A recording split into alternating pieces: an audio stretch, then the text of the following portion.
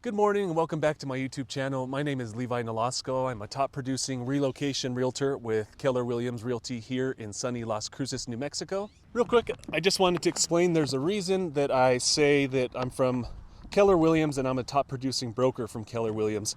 In Las Cruces, it's not really known that Keller Williams is the largest real estate brokerage in the world and has some of the best technology or the best technology out of all of the different brokerages in the world.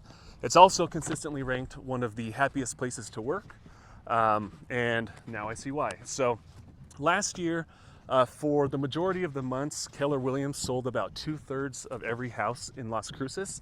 So in my opinion, if you're not working with the Keller Williams broker, you're immediately at a disadvantage.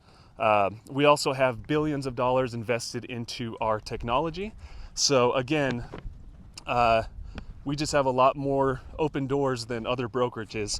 So I think it's advantageous and gives you a leg up to work with the Keller Williams broker, especially here in Las Cruces, New Mexico. I have a Facebook page that connects people that have moved to Las Cruces with people that are looking to make the move to Las Cruces. Facebook page is called Moving to Las Cruces.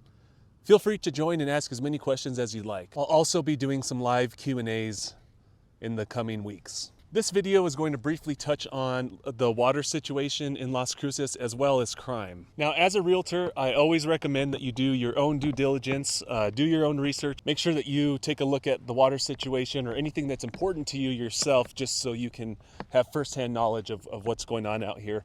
But these are questions that I do get asked quite a bit, so I thought I'd touch on them. Let's start off with crime real quick. I wanted to talk about crime because I can't talk about crime. So realtors in New Mexico, we are not allowed to talk about crime. The best thing that you can do if you're interested in crime is calling the sheriff's department and asking them for a report for the neighborhood that you want to look in, or neighborhoods. I think that's the best way to go about it. But one thing I did really want to mention is a lot of times our crime is lumped in with the crime from Albuquerque, and I just want you to know that we are nothing like Albuquerque. It's a completely different city, and our crime is nothing like Albuquerque's crime. So whenever you're doing research on crime, please try and find the distinction or make sure that you don't have Albuquerque's statistics. And I will tell you from personal experience, I've traveled to a few countries and about 20 US states. Albuquerque's the only city I've ever felt scared in. Las Cruces, not at all. I don't feel scared going down any street. There's nothing that really bothers me out here. Albuquerque, yes. On multiple occasions out there, I've had people stop me in stores and ask what side of the city I'm from.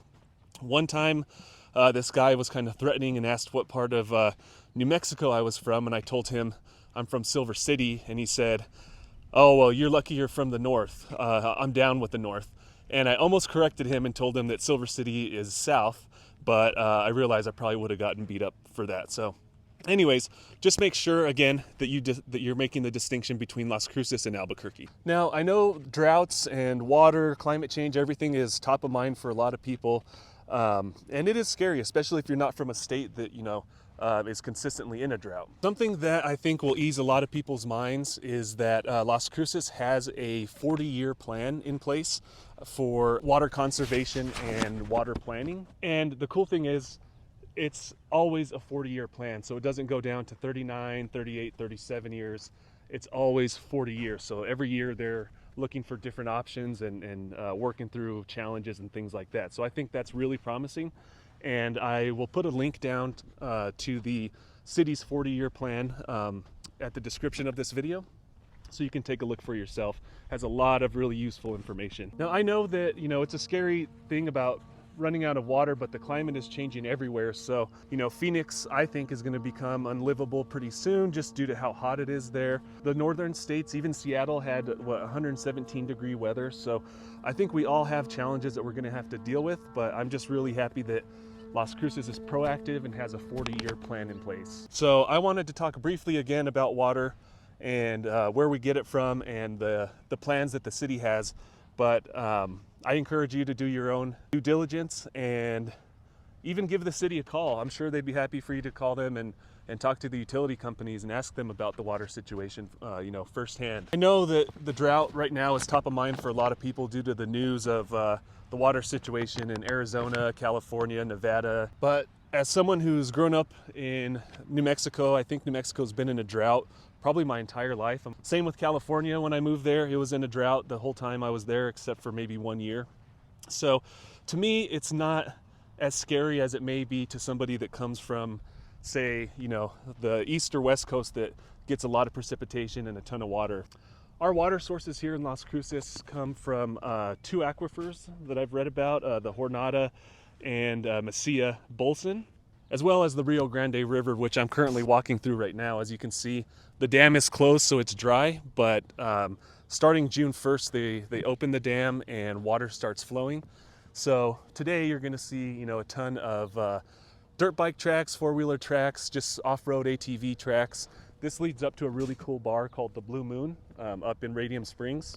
When the water's flowing, it's not too deep in my experience. I do see people kayaking, I see people floating the river and just doing a lot of things in the water. So I have some video of that, I think, that I took, earlier this year that I'll post so you can see what it looks like when there is water. Las Cruces is focused on water conservation, and you'll find that each neighborhood has its own watering days, and you have to water after 6 o'clock. The city encourages conservation of water, so they encourage people to have plumbing fixtures retrofitted to be more efficient. You'll see a lot of homes with xeriscaping and some drought-resistant bushes and shrubs and trees. You can still make a very lush environment out here with drought-resistant plants. A question that I get asked by almost every customer or client that moves to Las Cruces is, what do I do or how do I handle the drought? So once again, born in the drought, so it's not top of mind for me every day. However, I do limit shower time in the house, and everybody that lives in my house knows this.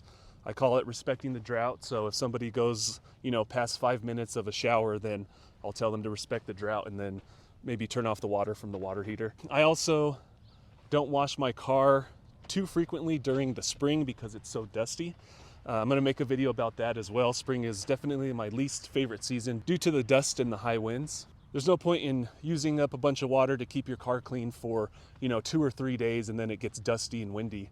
I just think that's a really easy place to save water. And with like unused water bottles, plastic water bottles, of course I try not to use a lot of those, but if there's any remaining water left over, I'll water a plant and then throw it into the recycling. Just to summarize, for native New Mexicans, we're used to it. For out-of-staters, I understand the concern, and it's a good thing that Las Cruces is working on it as well. Thank you again for watching my videos. Please feel free to like and subscribe if you'd like to learn more about the southwest of New Mexico, especially Las Cruces. And I'm never too busy to take your calls, texts, or emails. Sometimes I get calls and texts about things that aren't real estate related, and I absolutely love helping people answer those questions. So think of me as a resource out here, even if you don't plan to move to Las Cruces. I'd love to help you any way that I can.